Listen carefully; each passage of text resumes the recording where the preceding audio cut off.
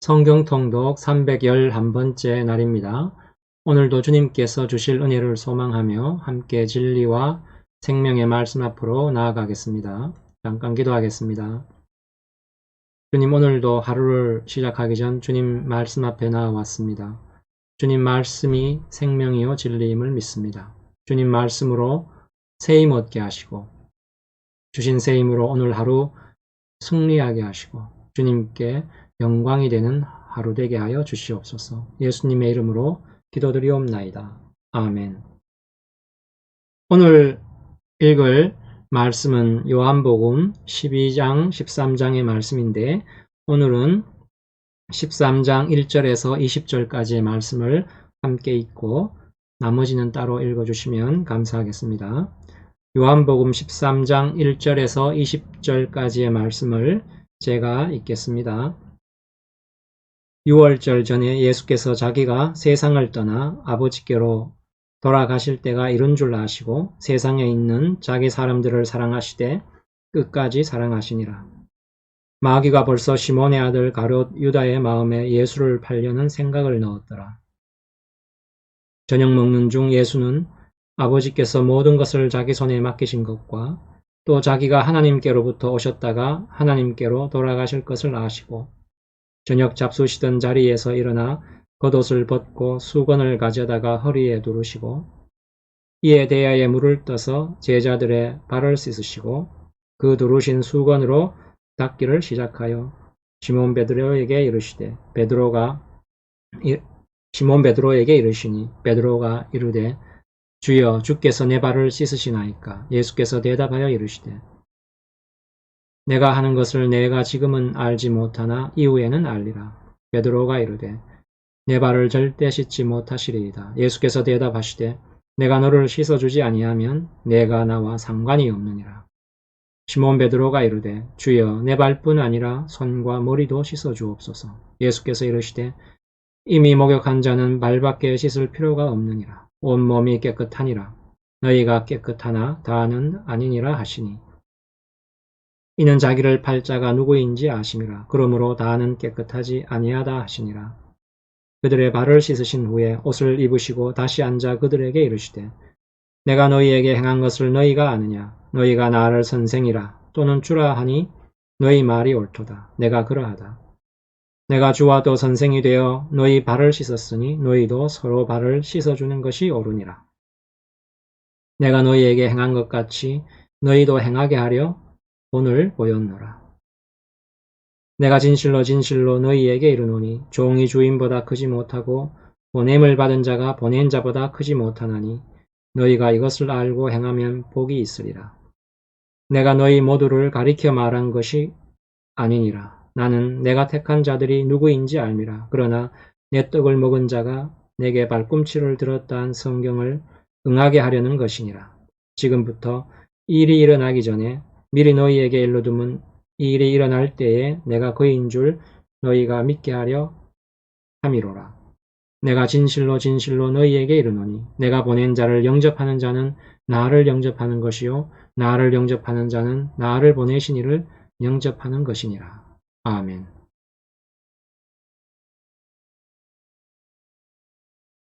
오늘 말씀은 예수님께서 십자가를 지기 바로 직전 제자들과 함께 저녁 식사를 하시고 제자들의 발을 씻기는 장면입니다.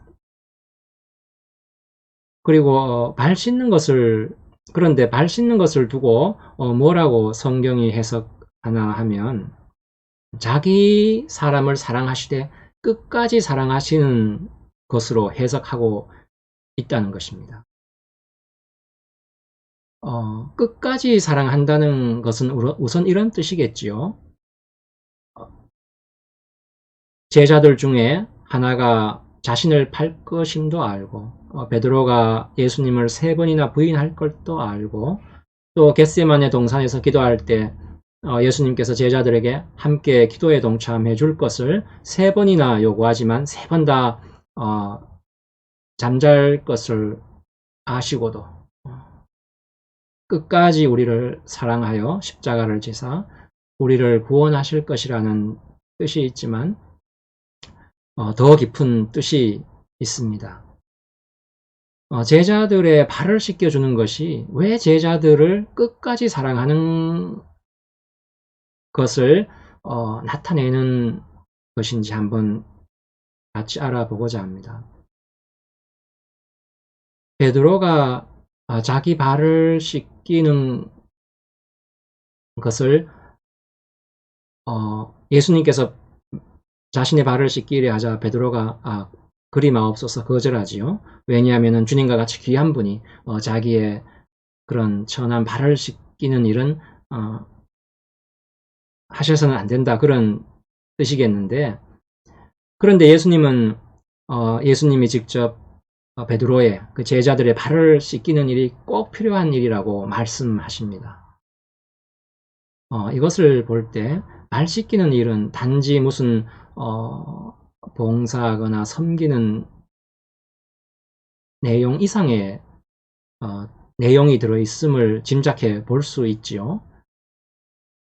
섬김의 뜻 이상의 뜻이 들어있음을 어디서 짐작할 수 있느냐 하면, 베드로가 이제 그 예수님의 말을 알아듣고 발뿐 아니라 손과 머리도 씻어달라고 하자 예수님이 이렇게 말씀하시지 않습니까? 목욕한 자는 발밖에 씻을 필요가 없다.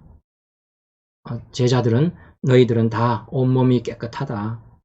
그러니 발만 씻으면 된다. 이렇게 말씀하지 않습니까? 느낌이 벌써 섬기는 것, 섬김 이상의 어떤 뜻을 가지고 있음을 직감할 수 있지요. 오늘 말씀은 우리가 구원의 과정에 대한 설명으로도 이해할 수 있는데, 그러니까 구원이란 우리가 의롭다는 칭의의 과정도 있고, 또 우리가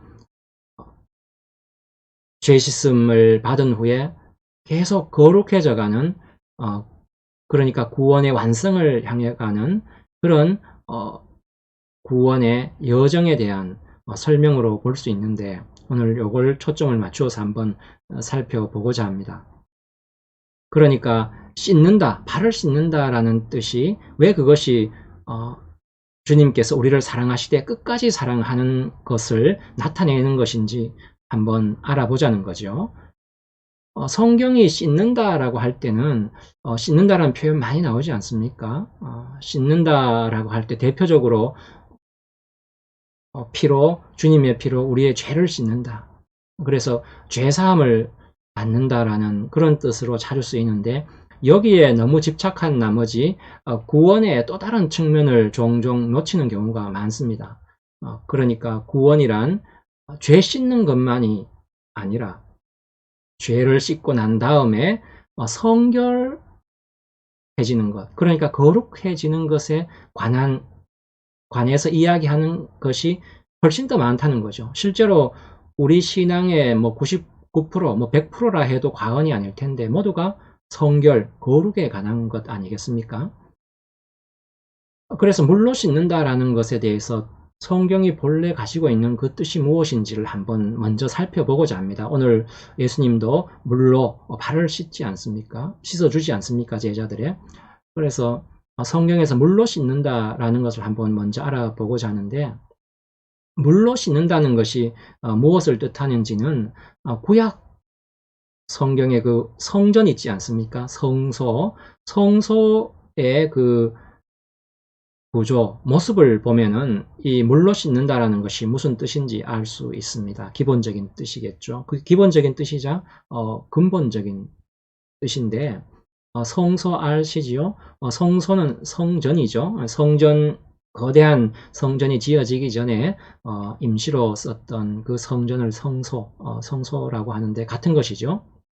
성소가 있고, 그 성소 크기가 이제 말하자면 우리 교회 크기만 한데 울타리가 쭉 있겠죠. 담처럼 울타리가 있을 테고, 그 울타리 안에 마당이 있지 않겠습니까? 그 마당을 뜰이라고 주로 말하죠. 뜰이 있고, 울타리 안에 뜰이 있고, 그 뜰에 이제 성소가 있겠지요, 당연히. 그러니까 성소라는 게 어떻게 되어 있냐면은, 어떻게 성소에 가냐 하면은 울타리 문을 열고 뜰을 지나 성소에 가겠지요. 그런데 울타리 문을 열고 들어가자마자 뭐가 있냐면 번제단이 있습니다. 번제단. 번제단 아시죠? 짐승을 잡아 각을 뜨고 불사르는 데지요. 그래서 그것이 뭐냐면은 죄를 속하는 것을 뜻하지 않습니까? 죄사함을 뜻하지요. 그래서 이 피 없이는, 속죄하는 피 없이는 우리의 죄를 사할 수 없다라고 구약 성경의 율법이 그렇게 말하고 있지 않습니까? 그런데 그 번제단을 지나서 마당이죠, 그죠? 그 마당 입구에 이제 번제단이 있고, 번제단 지나서, 그러니까 마당을 지나, 그 마당이 뜰이라고 했죠, 그죠? 성소뜰을 지나서 이제 걸어가서 성소에 들어가게 되는데, 성소에 들어가기 전에 그 성소 바로 앞에 뭐가 있냐면은 물두멍이 있습니다. 물두멍, 예전에 물두멍이라고 했는데, 대야죠, 대야. 대야가 있는데 그 대야가 엄청 큽니다. 하도 커서 음, 그걸 바다라고도 부릅니다. 녹바다라고도 부르는데 노수로 이렇게 대야를 만들어 놓고 거기에 물을 부어 놓은 거죠. 그러니까 그래서 이제 번제단에서 제물을 잡아서 드린 후에 뜰을 지나서 대야에서 손을 씻고 성소에 들어갑니다. 번제단과 그 성소 사이에 대야가 있는 거죠. 대야. 오늘도 주님께서 대야를 제자들 발을 씻기 위해서 대야에 물을 담아오지 않습니까? 이게 같은 대야인 거죠. 그러니까 속죄받고 구속받고 중생하였음에도 그 번제단에서, 그죠? 번제단에서 피를 쏟아서 불태워서 속죄하는 그런 제사를 드림으로 속죄함을 받았음에도 성소에 들어가기 위해서는 들어가기 바로 전에 대야에 담긴 물에 손을 씻어야 된다는 거죠.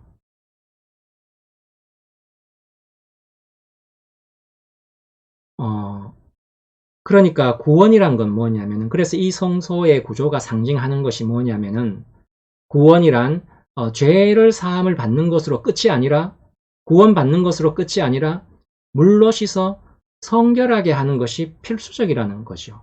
이것 없이는 성소에 들어가지 못했지 않습니까? 이것이 바로 우리의 구원의 과정, 구원의 여정을 나타내고 있는 것입니다. 그러니까 우리가 죄사함 받은 것, 번제단에서 죄사함 받은 것은 우리가 칭의죠. 그리고 성소에 들어가기 전에 대야의 높바다, 대야에 있는 물에 손을 씻고 성소에 들어가는데, 그것이 바로 우리가 실제적으로 거룩해지는 그 과정을 나타내는 거죠. 성화의 과정이라고 말할 수 있는데, 바로 지금 본문에서 물로 발을 씻는 것을 말하는 것입니다. 베드로의 발을 씻을 때 대야에 물 담아서 씻는 것, 그것을 가리키는 거죠. 이게 바로 성화의 과정이라는 것인데, 이 성화의 과정이 없으면 예수님이 지금 뭐라고 합니까? 우리가 예수님과 상관이 없는 사람이 된다라고 말씀하죠. 그러니까 이것이 물로 우리 발을 씻는 것, 우리를 성결하게 하는 것이 필수적이고 없어서는 안 된다는 거죠. 발을 안 씻으면, 성결하게 하지 않으면 주님과 관계가 없다는 것입니다. 그만큼 구원에서 절대 놓쳐서는 안 되는 부분인 거죠. 그런데 주님이 이 성결하게 하는 과정을 또한 주님께서 직접 이끌어 가시겠다는 것입니다. 그게 바로 주님께서 우리를 사랑하시되 끝까지 사랑하신다, 바로 그 뜻입니다. 믿고 난 후에도 우리를 계속해서 거룩하게 하고 성결하게 만들어가는 것, 이것이 바로 주님께서 우리를 사랑하시되 끝까지 사랑하신다는 뜻이죠. 너 이제 내가 피 흘려서 구원했으니까 이제 네가 알아서 해라, 이게 아니라는 것입니다. 주님께서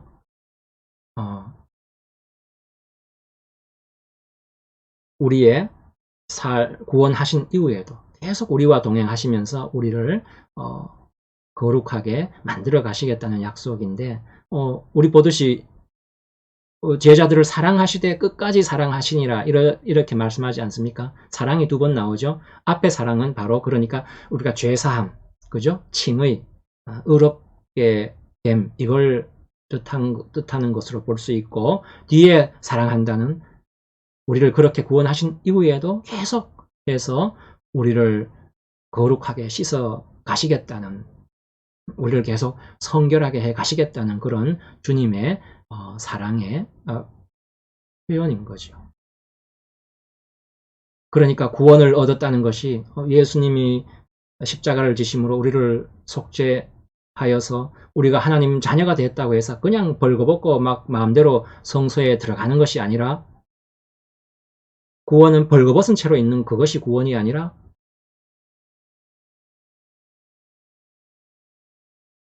구원의 완성은 물로 씻어가는 구원이라는 것은 이렇게 물로 씻어가는 깨끗하게 해가는 거룩해져가는 이 과정을 통해 구원이 완성된다는 뜻이지요. 그리고 그 완성의 길에 그 길에 주님께서 반드시 같이 하시겠다는 그런 약속인 것입니다. 그래서 구원은 시작이 있고 완성이 있는 거죠. 구원이란 언제나 그래서 완성을 향한 목표가 있는 것입니다. 우리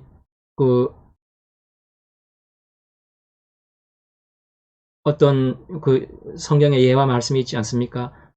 어떤 주인이 잔치를 베풀어서 손님을 초대했는데 나중에 어떤 손님이 예복을 안 입고 오니까 밖에 내어 쫓으라 하지 않습니까? 바로 이것이 성결의 과정이 없는 자는 주님과 상관이 없다는 거죠.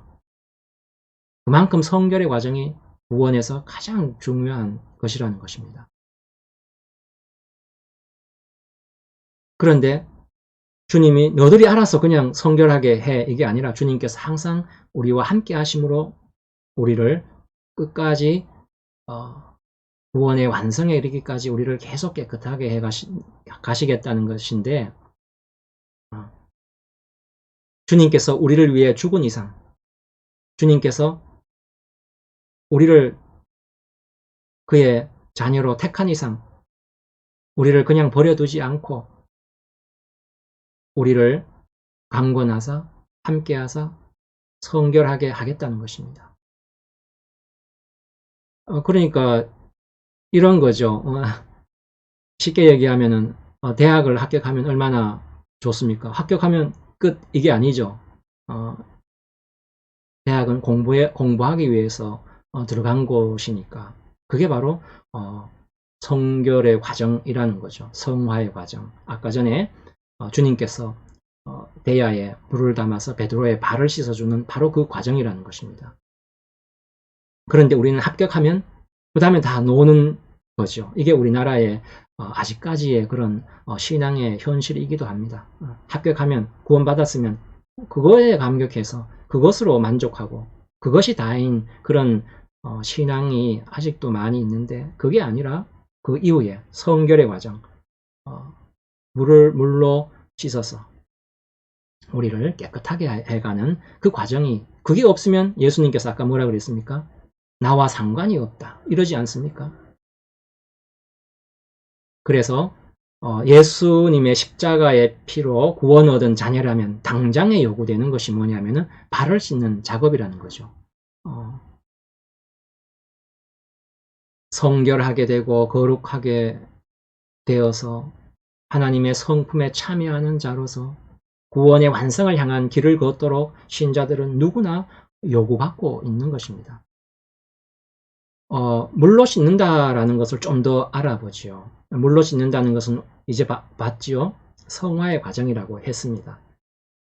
우리가 말하는 보통 구원이 아니라 그 이후에 구원 받자마자 일어나는 거룩해지는 그 과정, 그죠? 그것이 바로 물로 씻는 것이라고 얘기했는데 이것이 없으면 계속 반복되지만은 주님이 나와 상관이 없다 이러지 않습니까? 우리가 이 물로 씻는다라는 것을 좀 더 들어가 보죠. 우리를 대속하기 위해서 자기 몸을 제단에 바친 예수님이 우리로 성소에 들어가게 하기 위해서 물로 우리를 씻으신다. 우리를 깨끗게 하신다. 거룩하게 하시고 만다라고 했는데 이게 무슨 말이냐면은 우리 전 인생에 모든 영역에 간섭해서 우리를 깨끗하게 만들고야 말겠다 이런 뜻인 것입니다. 그러니까 죽어나는 거죠. 왜냐면 우리는 원래 거룩하지 않지 않습니까? 그러니까 그걸 뜯어 고치는 거죠. 그러니까 신자의 삶이 죽어나는 것입니다. 네, 우리가 지금 물로 씻는다라는 뜻을 이제 좀 더 깊이 들어가려고 하는데, 물로 씻는다.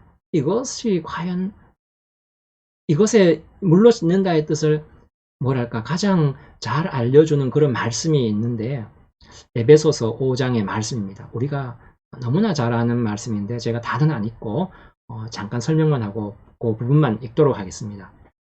이 부부라는 거 있죠. 그죠? 부부가 이게 그냥 결혼하는 게 아니고 이게 직분입니다. 하나님 앞에 거룩한 직분이거든요. 상당히 이게 두려운, 놀라운 그런 직분입니다.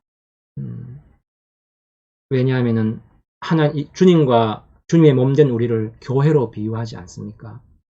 주님은 우리의 머리고, 그죠? 우리는 주님의 몸이지 않습니까? 그래서 남편은 그 머리 대신 예수님의 직분을 맡았고 아내는 몸된 교회의 직분을 맡은 거죠. 예수님이 교회를 위해 목숨을 버리지 않습니까? 예수님이 교회를 위해 목숨을 버렸듯이 남편도 그렇게 아내를 사랑하라. 이렇게 에베소서 5장에 말씀하십니다. 그리고 교회는 머리인 예수님께 순종하라 그러는데 이게 바로 아내는 남편에게 그렇게 순종하라는 거죠. 그러니까 누가 더 손해고 누가 더 득이겠습니까? 남편은 아내를 죽기까지 자기 몸을 죽여서라도 아내를 사랑해야 되고 아내는 남편에게 순종하라는 거죠. 누가 더 손해고 마고 할 게 없죠. 예수님과 우리가 그렇게 묶여 있는 것입니다. 그래서 요 설명을 하고 이제 나옵니다. 에베소서 5장 26절에 그게 뭐냐? 지금 하나님이 왜 예수님과 우리를 그렇게 부부가 한 몸인 듯이 그렇게 하나로 묶어 놓았느냐 하면 그 이유가 5장 26절에 이렇게 나옵니다. 이는 곧 그렇게 한 이유는 물로 씻어 말씀으로 깨끗하게 하사 거룩하게 하시려고 그랬다는 것입니다. 그러니까 26, 27절을 제가 다시 읽어보면 이는 곧 물로 씻어 말씀으로 깨끗하게 하사 거룩하게 하시고 자기 앞에 영광스러운 교회로 세우사 티나 주름 잡힌 것이나 이런 것들이 없이 거룩하고 흠이 없게 하려 하심이라 이렇게 말씀하고 있는데 왜 그렇게 해놓으셨냐 하면 물로 씻어 말씀으로 깨끗하게 하사 거룩하게 하려고 그랬다고 하는데 여기에 바로 물로 씻는다. 이게 무슨 말이냐면은 말씀으로 깨끗하고 거룩하게 하는 것. 이게 바로 물로 씻는다의 뜻이라는 거죠. 그러니까 물로 씻는다는 것은 말씀으로 우리를 성결케, 거룩케 한다는 것이죠. 지금 오늘 주님이 대물을 받아 물로 베드로의 발을 씻고 있는데 그게 바로 주님이 우리를 십자가에서 죽으심으로 주님이 우리를 구원하신 이후에 주님께서 우리를 깨끗하게 가는 그 과정이 뭐냐면은 말씀으로 우리를 거룩하게 해 가는 그것이라는 거죠. 그러니까 모든 신자는 구원받은 후 모든 신자는 말씀으로 성결케 되고 말씀으로 깨끗하게 되고 말씀으로 거룩해진다는 거죠. 그러니까 주님이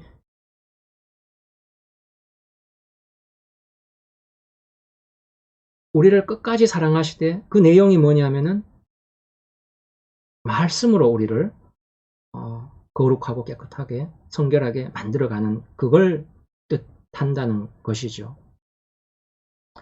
왜 말씀이 이렇게 여기에 등장하냐 하면 이런 것 때문입니다. 이 세상에 있는 모든 것은 우리가 다 경험해서 다 알지 않습니까? 뭐가 즐거운 것인지, 무엇이 자랑할 만한 것인지 다 알지요. 우리가 아는 것이기 때문에, 우리가 경험하는 것이기 때문에 다 하지 않습니까? 그러나 영원한 것에 대한 것, 영원한 것, 하나님에 대한 것, 이거는 우리가 모르는 거죠. 우리가 아는 것이 전혀 없지요. 예수님 믿기 전에 말이죠. 도무지 알 길이 없는 거죠. 왜냐하면 그것이 원래 우리가 알고 있던 것이 아니어서 그런 것입니다. 원래 우리 게 아닌 거죠. 원래부터 경험해보지 못한 것이기 때문에 우리가 도무지 알 수 없는 것들입니다. 영원한 것이 말이죠. 하나님께 속한 것이 그렇다는 거죠. 그러니까 기독교의 내용, 신앙의 내용은 뭐냐면은 현재 있는 것이 아니고 약속된 것, 미래에 관한 것이기 때문에 우리가 알 수 없는 것입니다. 우리의 경험으로. 그래서 하나님이 우리에게 약속하신 것들은 우리가 그것을 믿음 속에서 확인하고 확보해야 되는 것이죠. 우리가 믿음 속에서 경험하고 키워가야 되는 것이라는 것이죠. 그래서 신앙이 어렵지 않습니까? 우리가 아는 것에 관한 싸움이라면은 그냥 아는 거 그거 꺼내놓고 비교해가면서 확인하고 하면은 될 텐데 약속에 관한 것, 장차 받을 미래에 관한 것이기 때문에 우리가 신앙의 싸움을 하기가 어려운 것입니다. 그런데 그 약속에 관한 것, 그죠? 그 약속하신 것, 장차 줄 그 하나님의 약속에 대해서 우리가 얼마만큼 자세히 알고 머릿속에 분명히 그리고 있느냐 하는 것이 신자가 성결하게 되는데 가장 중요한 것 아니겠습니까? 그러니까 하나님이 약속하신 것, 하나님이 장차 줄 것을 분명하게 알고 소망함으로 해야만이 우리의 신앙 싸움에서 우리가 승리할 수 있다는 거죠. 그런데 하나님이 약속한 것, 그걸 뭐를 통해서 알 수 있습니까? 말씀밖에 없죠. 오직 말씀을 통해서만 우리가 하나님이 우리에게 주시기로 약속한 것을 알 수 있는 것입니다. 그래서 바로 여기에서 말씀이 나오는 거죠. 우리를 깨끗하게 한다, 씻어낸다, 거룩하게 한다 하는 그것이 말씀으로 이루어질 수밖에 없다는 거죠. 약속에 관한 것을, 장차 받을 것을 말씀이 우리에게 알려주기 때문에 그렇습니다. 우리가 그걸 놓치면은 싸움에서 지는 거죠. 신앙의 싸움에서. 세상과의 싸움에서 지게 되는 거죠. 이걸 한번 생각해 보십시오. 출애굽 사건을 한번 우리 다 하지 않습니까? 출애굽 사건이 참 이게 황당하기도 하고 놀라운 게 뭐냐면은 이스라엘은 엄청난 기적을 경험하면서 애굽을 탈출하지 않았습니까? 10가지 재앙도 경험했고 홍해도 갈라지고. 그런데 그렇게 엄청난 하나님의 기적을 경험하면서 출애굽했음에도 이스라엘은 광야 생활에서 광야 생활하는 동안 한 번도 하나님 말씀에 순종하지 않았습니다. 순종한 적이 없죠. 왜 이런 일이 벌어졌냐 하면 하나님의 약속, 이스라엘에 나아가야 할 그 목적지를 머릿속에 가지고 있지 않아서 그랬던 것입니다. 그들이 경험한 것은 애굽에서 경험한 그것이 있고 또 뭐 있습니까? 광야에서 지금 경험하고 있는 그거밖에 없죠. 장차 들어갈 가나안에서의 그 약속, 가나안 들어가서 주어지는 젖과 꿀이 흐르는 그 땅에 대한 약속은 이들은 머릿속에서 놓쳐버린 것입니다. 잊어버린 거죠. 눈에 안 보이니까. 당장에 눈에 안 보이니까. 약속된 것일 뿐이지 볼 수 없으니까 이 사람들은 그 약속을 놓쳐버리고 당장 눈에 들어오는 건 뭐였냐면은 애굽 땅에서 경험한 것은 당연히 알고 있겠고 광야에서 겪고 있는 이거는 지금 겪고 있으니까 알고 있죠. 그래서 이들은 뭘 비교하냐 하면은 애굽과 가나안을 비교하는 것입니다. 애굽과 광야 생활을 비교하는 거죠. 비교하기 쉽지 않습니까? 애굽과 광야를 비교하면은 어디가 더 낫습니까? 애굽이 훨씬 낫죠. 그래서 광야에서 실제로 이스라엘 사람들이 불평하지요. 광야에서 당장 걸어가고 힘드니까 죽겠으니까 애굽으로 종으로 살았을 때 경험했던 것들이 막 머릿속에 떠오릅니다. 그때는 막 고기도 먹고 마늘도 먹고 부추도 먹고 떡도 먹었는데 여기서는 만나만 먹고 물린다. 도저히 못 먹겠다. 이렇게 불평을 하지요. 이들이 어디서 실패했냐면은 애굽과 가나안을 비교해야 되는데 가나안은 약속된 것 미래의 것이니까 눈에 안 들어오는 거예요. 그냥 당장에 겪고 있는 광야 생활과 애굽이 비교가 되는 겁니다. 그러니까 당연히 애굽이 나왔죠. 그런데 하나님이 장차 줄 약속의 땅 가나안과 애굽을 비교하면은 당연히 당장 어렵더라도 가나안을 바라보며 가나안을 주신다는 그 약속을 바라보며 애굽을 택하지 않았을 텐데 바로 이 하나님의 약속을 머릿속에 그리지 못하고 알지 못하니까 잊어버리니까 결국은 애굽으로 돌아가자 이런 불평이 나왔던 거죠. 바로 이것이 이스라엘이 광야에서 하나님께 불평한 이유였고 가장 큰 시험거리였습니다. 우리도 어떻습니까? 우리도 우리의 신앙의 눈을 현재 우리가 겪고 있는 현실에 맞추는 것이 아니라 하나님의 약속에 맞추어야 이 현실을 승리할 수 있다는 것, 그죠? 그것이 바로 우리가 말씀을 통해서 승리할 수 있고 말씀을 통해서 거룩해질 수 있다는 그 말씀인 거지요.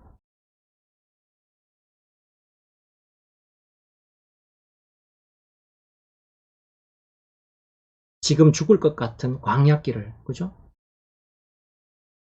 장차 약속하신 젖과 꿀이 흐르는 가나안과 비교하며 하나님의 약속을 품어야 되는데 이걸 못해서 이스라엘이 넘어진 거죠. 우리도 예수님 믿고 나서 예수님 믿고 나면 어떻습니까? 예수 믿고 사는 지금과 예수 안 믿던 예전과 비교하면은 어느 쪽이 더 낫습니까? 예수 안 믿을 때가 훨씬 낫죠. 예수 안 믿을 때가 훨씬 낫습니다. 왜 그러냐 하면은 그때는 죄를 지어도 최소한 양심의 가책은 안 받았거든요. 지금은 그때보다 죄를 조금만 지어도 마음은 더 불편한 것입니다. 그때는 말하자면 악하게 살아도 성공하고 만사형통 했을 텐데 왜? 양심에 별로 거리끼는 게 없으니까. 그런데 지금은 어떻습니까? 정직하게 살아도 마음에 거리끼는 게 있고 만사가 형통하지만은 않죠. 말씀을 통해 약속하신 것을 놓치니까 우리는 늘 혼동하고 착각하게 되는 것입니다. 이렇게 하는 것이 잘하는 것인가? 예수 믿는 게 결국 이것인가? 이렇게 살아도 되겠는가? 자꾸 말씀을 보아야 우리가 현실의 그런 고난에 항복하지 않고 약속을 품음으로써 현실을 이길 수 있다는 거죠. 말씀을 볼 때에야만 비로소 우리가 걷고 있는 이 길이 어떤 길인가, 이게 좁은 길인지, 이게 넓은 길인지 확인할 수 있다는 거죠. 그리고 그 통로의 끝이 어디인지도 자꾸 확인할 수 있다는 거죠.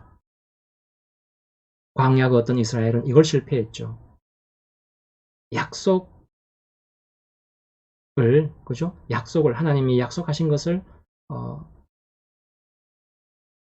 놓쳐버린 것입니다. 말씀은 그 약속을 자꾸 우리에게 깨우쳐 주는 거죠. 성경에 표현된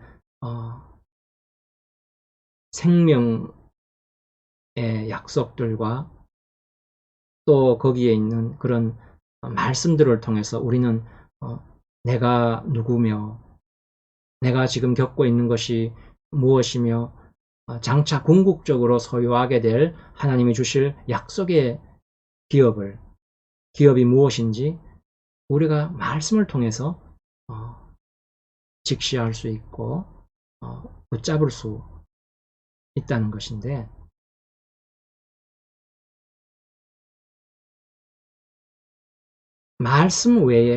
그래서 말씀 외에 우리를 성결한 자리로 인도할 수 있는 것은 없는 것이죠. 말씀만이 구원의 완성을 향한 길을 분별할 수 있게 하고, 또 우리로 하여금 결심하게 하고, 또 현실을 인내하게 하는데, 이것이 바로 말씀이 가진 가장 큰 효력이죠. 이것을 통해서 우리가 깨끗해진다는 것입니다. 말씀을 통해서 약속을 붙잡음으로 우리가 거룩해지고 깨끗해진다는 거죠. 도착지, 그죠? 목적지가 의미 있는 곳이지, 목적지가 보람이 있는 곳이고, 목적지가 자랑스러운 곳인데, 우리는 어떠냐면은 가는 길 자체가 안 좋으면은 안 가겠다는 게 우리의 본성이죠. 목적지에 어떻든 가는 길이 좋아야 좋은 길이다 하고 걸어가기 좋은 길 선택하고 고집하는 것이, 이게 우리의 본성 아니겠습니까? 약속된 것들에 대해서는 전혀 무지하기 때문에 그렇습니다. 말씀이 구원의 완성을 향한 유일한 안내자이자 유일한 길이며, 또 우리의 모든 선택의 기준이고 분별의 기준이며 또 목적인 거죠. 이것을 위해서 예수님이 우리를 위해 돌아가셨고, 우리를 하나님 자녀로 만드셨고, 또 앞으로도 말씀을 통해 우리를 계속해서 깨끗하게 거룩하게 만들어 가시겠다는 거죠. 이것이 바로 오늘 말하는 끝까지, 우리를 사랑하실 때 끝까지 사랑한다는 바로 그 뜻입니다. 우리는 다 어떻습니까? 우리는 다 예수님 배반한 유다 같고 예수님 3번 부인한 베드로 같아서, 우리 주님이 우리를 향해 가지신 목적에 대해서 무지할 때가 참 많습니다. 그러나 주님은 어리석은 우리를 사랑하시되 끝까지 사랑하시겠다는 거죠. 그래서 말씀으로 우리를 끝까지 거룩의 완성에 이르기까지 말씀으로 깨끗하게 하시겠다는 것입니다. 우리는 주께서 피로 값주고 산 성도일 뿐 아니라 지금도 계속해서 주님께서 우리 발을 씻고 계십니다. 그래서 어디 씻고 어떻게 씻고 계시냐, 이렇게 씻고 계시죠. 우리가 잘 아는 말씀 있지 않습니까? 우리가 마땅히 빌 바를 알지 못하기 때문에 성령님이 우리 안에서 이루 말할 수 없는 단식으로 기도하고 계시죠. 우리 안에서 성령님께서. 그리고 또 우리는 어떤 존재입니까? 우리는 우리의 것이 아니요 성령의 전이라고 말씀하죠.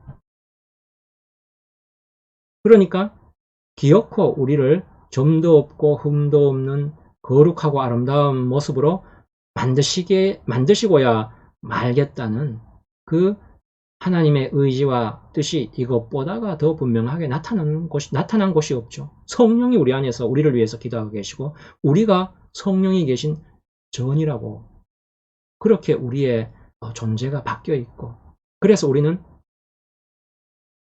구원의 완성에 이룰 수밖에 없다는 것입니다. 그래서